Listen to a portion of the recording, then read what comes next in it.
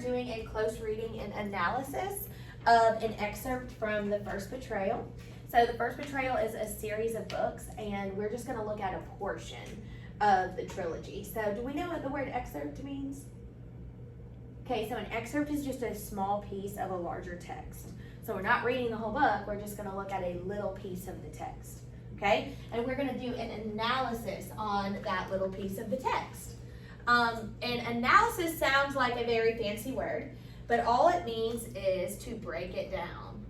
So write yourself a little note over the box that says analysis, because all analysis means is to break it down. So it sounds complicated, but it's really not. So it says analysis means breaking down a whole into its parts to determine how they create an overall meaning. In a style analysis essay, which is what you will write this 9 weeks on The Strange Case of Dr. Jekyll and Mr. Hyde, you are breaking down the concrete devices in the passage to see how they work together to create an abstract idea. Do these words sound familiar to us? Concrete devices and abstract idea? Do they remind you of a time when we had blue, green, and yellow highlighters? And we were breaking down prompts, and we were looking at the concrete and the abstract? Do you remember this? So the abstract idea, remember, is what are they asking you to write about? Like, what is the mood? What is the tone? What kind of character is this person? And then your concrete devices was our green. We highlighted. What literary elements is the author going to use to answer the question or to show the abstract idea? And these were like figurative language, simile and metaphor, personification, characterization, things like that. Imagery, yes? Kind of remembering? All right, cool. So let's look at the next box.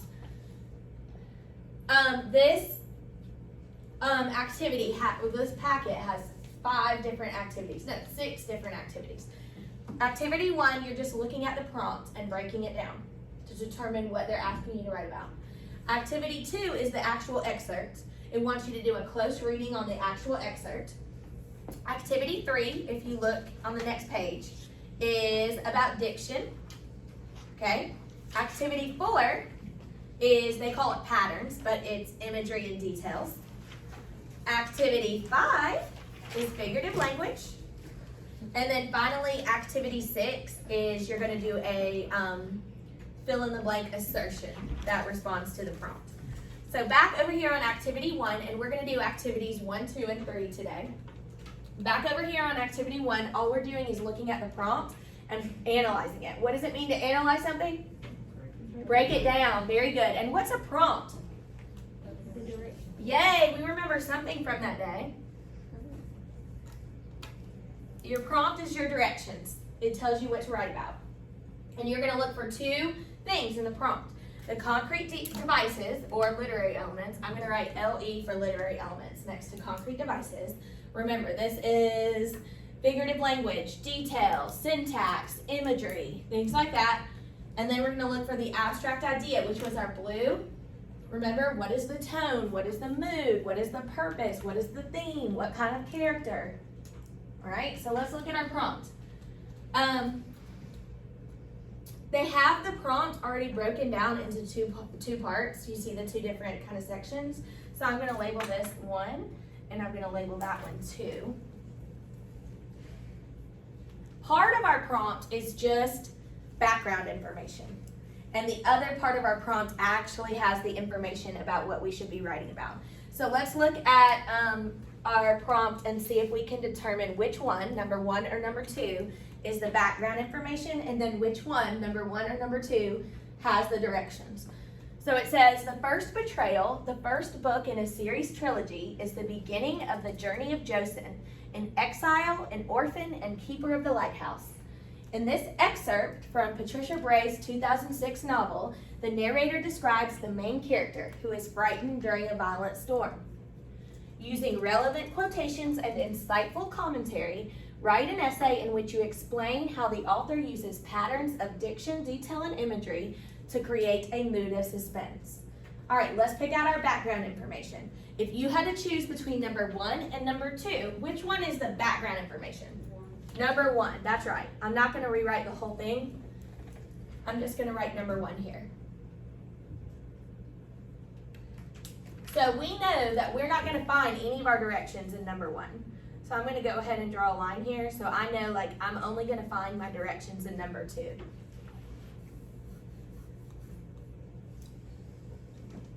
Okay, so first thing it asks for is the abstract element. Remember, this was what we highlighted blue before, okay?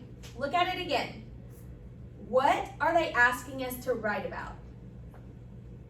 Using relevant quotations, so evidence, and insightful commentary. We know what commentary is, yes.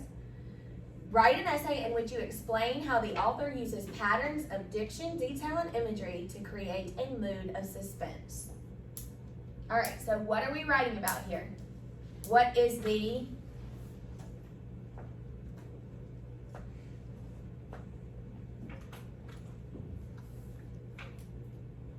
what's our blue? Tone? Where do you see tone in here?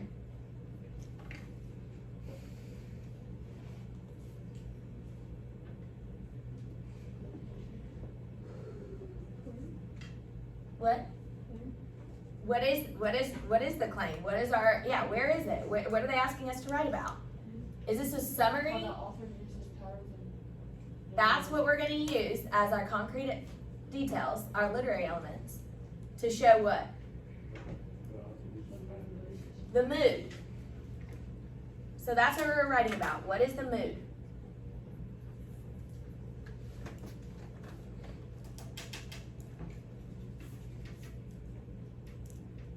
Okay, what concrete elements or literary elements, green, do they want us to use to show the mood?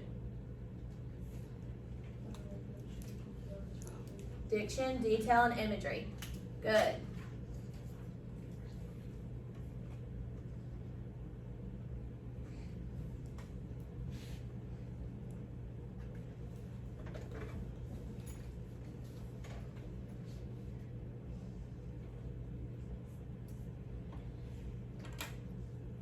And this prompt actually tells you what kind of mood it wants you to look for. What kind of mood is it suggesting this excerpt has? A suspenseful mood, right? That's our claim. What does suspense mean? Do we know that word? Have we heard it before? If you say something is suspenseful, what does that mean?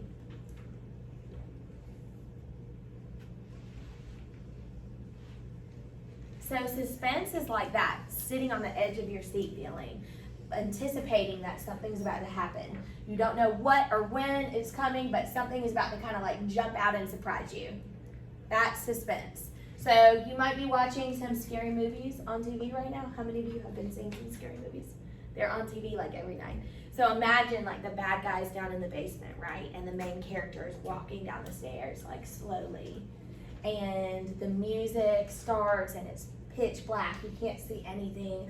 It's dark and you're watching and you just know the bad guy is about to jump out of nowhere, right? You're kind of peeking through your fingers like this and you don't want to watch, but you have to look and it's terrifying, right? And you know it's coming and you just don't know when and you're on the edge of your seat. That's suspense, okay? Now, what kind of tools can a filmmaker use to show suspense? What gets you feeling that way? The music? What? Okay, like you can actually see the surroundings, you can see the setting, you can see what's going on. The lighting, right? It's dim, it's dark, you know it's coming. So a filmmaker has those tools. Can a writer also show suspense? But they don't have all those cool tools, right? A writer only has what? Words. That's it. A writer only has words. Do you think that a writer can still show suspense through just words? Yeah. But they're going to need some special type of words. Diction, detail, imagery, right? That's 3 ways that they can show suspense through their writing. That's what we're going to look at today. Okay, so look at activity 2, which is your excerpt.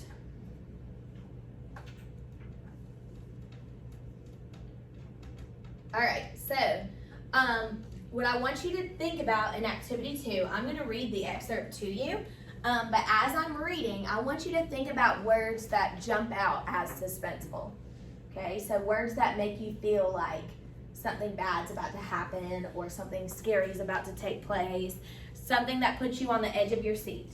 And as we go through, or as I read, I want you to kind of start to underline words that stand out to you as suspenseful.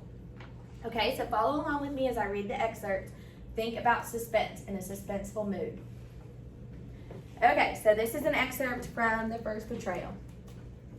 The lantern flickered as a gust of wind blew through the lighthouse tower. Then the flame died, plunging Joseph into darkness. His right hand searched the floor beside him till he found the sparker. Then he groped for the base of the lantern with his left. Using the edge of his cloak to protect his hand from the heated glass, he removed the chimney. His hand trembled so much that it took 3 tries before he was able to relight the wick. Finally, it caught, and with a sigh of relief, he carefully replaced the glass. The soft light illuminated the small platform for a few brief moments before succumbing to another draft. This time, Joseph did not bother to relight it. He told himself that he did not need to see, but could not repress the shiver of unease as the darkness engulfed him. Before tonight, this had always been a place of light, the large windows letting in the daylight, and at dusk, the 3 great lamps would be lit, powerful beacons that filled the platform with their radiance as they guided ships far out at sea. But tonight, the signal lamps were dark, for not even the most sheltered flame was proof against the howling wind. Now darkness had consumed the light, just as the sea outside threatened to devour the tower. In the dark, every sound was magnified as the rain lashed against the wooden shutters and the merciless wind sought the cracks in his defenses. Strange drafts swirled inside the tower, and he drew his knees to his chest, pulling his coarse woolen cloak more tightly around him. The wind outside intensified, howling until he could scarcely hear himself think. From far beneath him, he heard a crash. Startled, he began to stand. Then common sense reasserted itself, and he resumed his seat.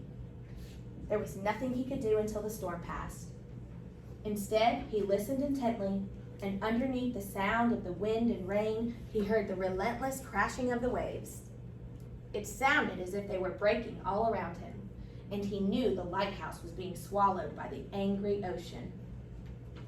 He wondered if the ocean would eventually release its prize, or if the stone tower would crumble beneath the fury of the storm. He tried to view his situation dispassionately, the question of his survival as a mere intellectual exercise, but none of the tricks he had learned in his years of study could dispel his fear. He could almost taste the terror as it rose up and threatened to overwhelm him, just as the sea threatened to overtake the tower. All right, so what's going on in this excerpt? Where is Joseph? In a lighthouse, and what's going on? A terrible storm is going on outside. And he's sitting there. He tried to light his little lantern, but the wind was blowing too hard that the flame just kept going out. So he's sitting there in pitch blackness, and what is he afraid is going to happen? He's scared that the lighthouse is just going to crumble into the ocean. It's going to take the whole thing down. Would we call this excerpt suspenseful? Yeah, so let's underline some words. I saw a lot of you working on underlining as we were going. Let's underline some words in just paragraph 1 that we think show suspense. Maybe gust of wind. What else did we find?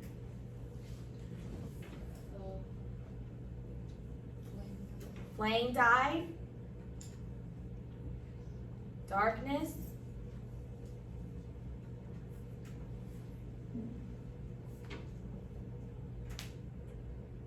Trembled.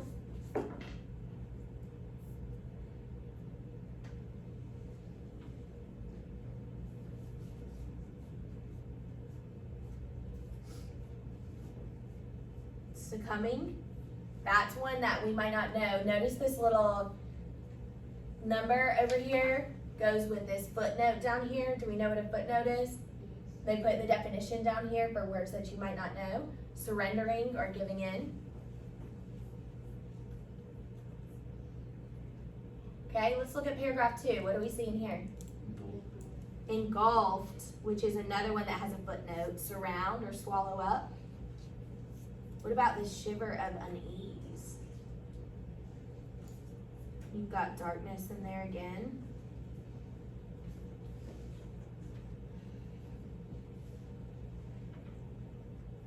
Powerful, maybe? Howling. Good. Consumed. Very good. What does it mean to consume something? Yeah, a lot of times it's used like that. What about devour? What does that mean? Also kind of eat, but like in a kind of aggressive way, right? And threatened, maybe? Okay, take a minute to continue underlining in paragraph 3 and 4. So go through 3 and 4 and find some more suspenseful words that jump out at you, and take a minute to underline those.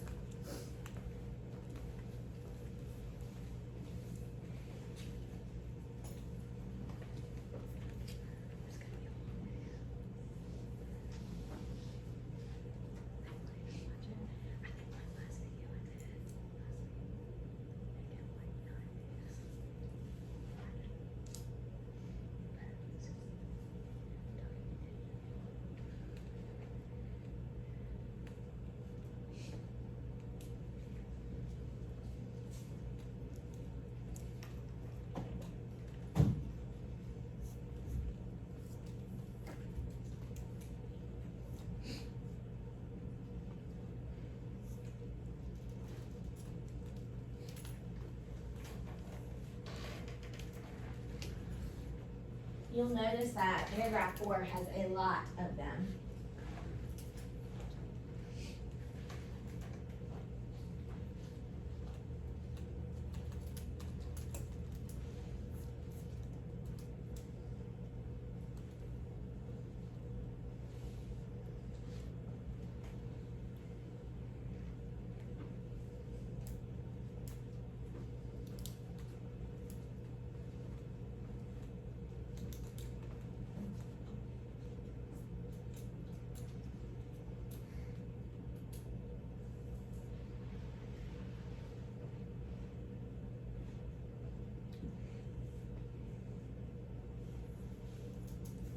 Okay, so someone give me one word that they found in paragraph 3.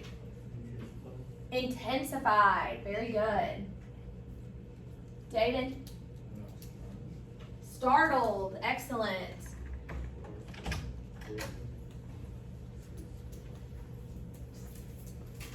What did you say?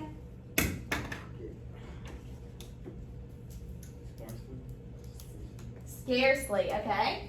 What about merciless? Did we find merciless? What does merciless mean? What does it mean to show mercy? You give in and you're kind of being nice and you're just, letting them have it, right? Merciless is the opposite. So showing no mercy, never quitting, never giving in. Okay, did we underline that? What about crashing? Okay, angry.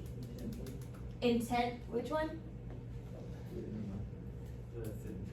Intensify, we got that one. Relentless, that kind of means similar to merciless. David? Huh? Swallowed? Perfect. What about paragraph 4? It has a lot. Crumble. Dispassionately, okay. Intellectual. Survival, maybe? Overtake, good. Overwhelm. Fear. Terror. Dispel. Threatened. Do we have some of these? Okay, all right. So we were able to find some suspenseful words, yes? All right, let's go ahead and look at the next page. So I'm going to do this one with you, kind of. We're going to do it kind of brainstorm together on the board. And then when we have figured out our categories and what they're going to be, you can write them in. So this page is about diction. So up there at the top of the page, next to the word diction, I want you to write word choice. That's what it means, word choice. Author's word choice. I think of it like dictionary, kind of. A dictionary is full of words and what they mean, which sounds kind of like diction, which is the author choosing particular words over other words for an intended purpose. Okay? So when you look at diction, you look at one word at a time. So what they've done is they've made a list of most of the words that you pulled out and you underlined, right? Do we recognize some of these words from what we underlined in the passage? Startled, lashed, engulfed, flickered, merciless, darkness, terror, swirled, crashing, gust, groped, consumed, illuminated, succumbing, swallowed, overwhelmed, angry, relentless, howling, uneased, devoured, trembled, plunging, threatened. Yes? We recognize these words? What they want you to do in these circles is separate them into two categories. Okay? So they want you to pick out words that have something in common or are similar in some way and combine them into two different categories. We don't have to use every single word. We're just going to try to break it down to where we're looking at two different categories of words. So to get us started, for our first circle, I was thinking of a category of words that has pretty similar meanings about like personifying the ocean, eating the tower. So where are my eating words? What? Swallowed? Devour. Consumed. Engulf.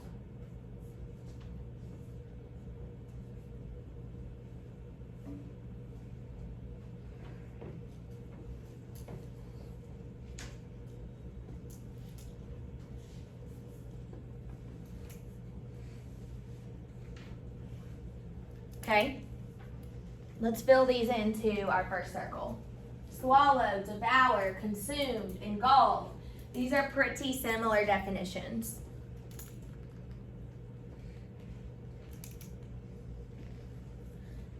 And let's look underneath. It says, the words in this circle create a blank mood. All right, when you think about these four words together, can we come up with a mood word for this category? If these, and eating is not a mood, right? So you can't say an eating mood.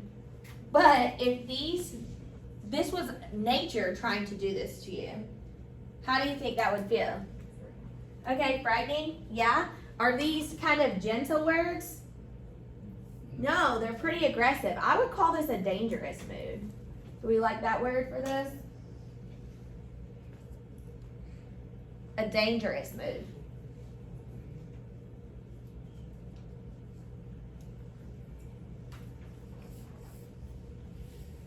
Okay, so that works for our first category. Let's see what we have left, and let's see if we can make a second category of words. Words that not necessarily, they don't mean the same thing, but they might have the same kind of feeling behind them.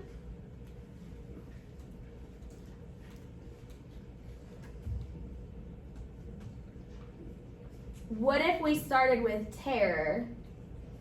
What else could we put in there with terror that's similar? Startled. I hear some people whispering.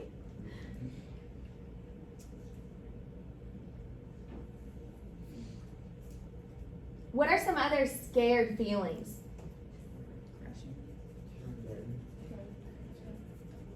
Angry. Threatened. Okay. Trembled, maybe. Unease is a feeling.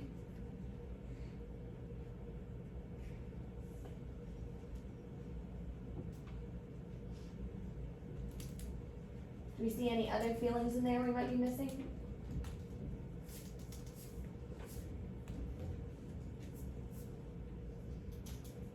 Terror, startled, angry, threatened, trembled, unease. Not really feelings, though. Might be for a different category. let's close this circle off here. What kind of mood do we think that the combination of these words create? Okay, what? Yeah? Can we think of a better word for scary? Okay, we've got terror in there. Let's do frightening. Is that good? They all kind of mean the same thing. I didn't use terror or terrified because we already have terror in there. So let's use something with a similar meaning. So the words in the circle create a frightening mood.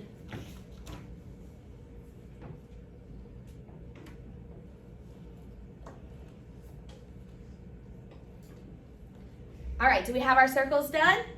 All right, let's look at the next page. So the top of the next page has you taking what you just did on the diction page and turning it into a fill-in-the-blank assertion. Do you see that? So this would be like if you were to create a full essay on this excerpt, this would be the assertion for just the diction section, okay? And then there might be a full thesis statement. We're going to do a full thesis statement on the back after we finished with every section. That includes bits from each activity, okay? But this one's just focusing on diction. So it wants you to think about your circles and the connections you made between the two categories. It says, Patricia Bray creates suspense by using blank diction. I want you to fill this in with our word connotative. Connotative means that the words mean more deep down than just the definition. Like they have a feeling behind them or some kind of thought behind them that mean more than just what the definition says. Okay? Connotative diction that conveys a blank mood for the reader. Let's pick our first mood word from our first circle. What did we say first? Dangerous. Good.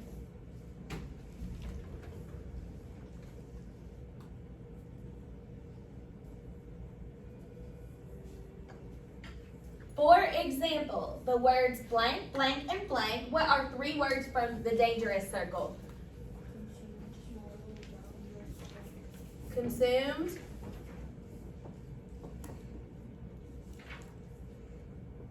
swallowed, and devour.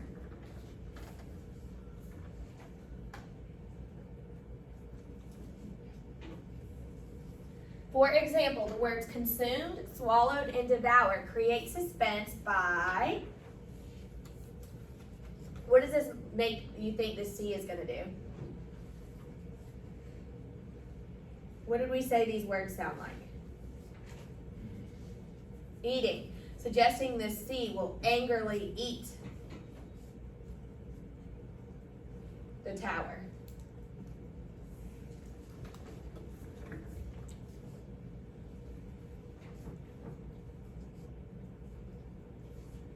By suggesting the sea will angrily eat the tower.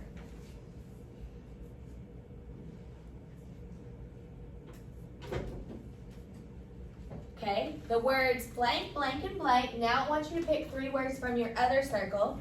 So someone give me three words from the other circle. Startled, terror, good, and threatened.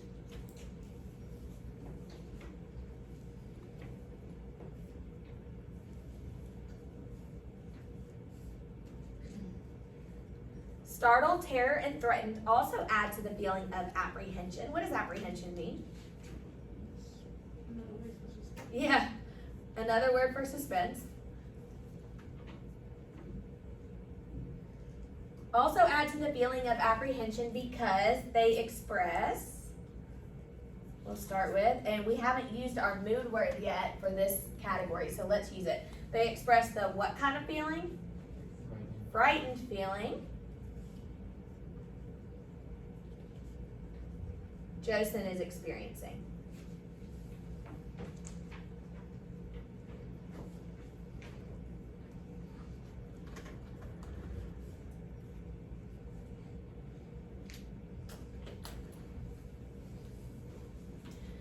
They express the frightened feeling Joseph is experiencing.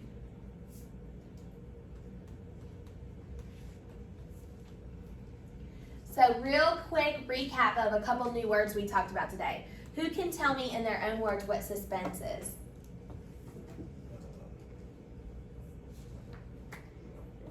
Miles really wants to tell me.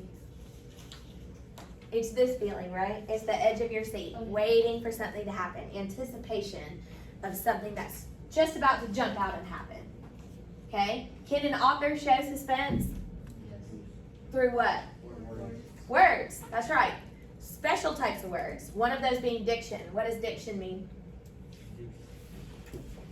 We wrote it down. Word choice. Word choice. The specific words that the author chooses to use. All right, good. So that wraps up activities 1 through 3, and then tomorrow we'll do 4, 5, and 6. So that'll be imagery, detail, figurative language, and then writing your imaginary or pretend thesis statement. All right. Good job, y'all.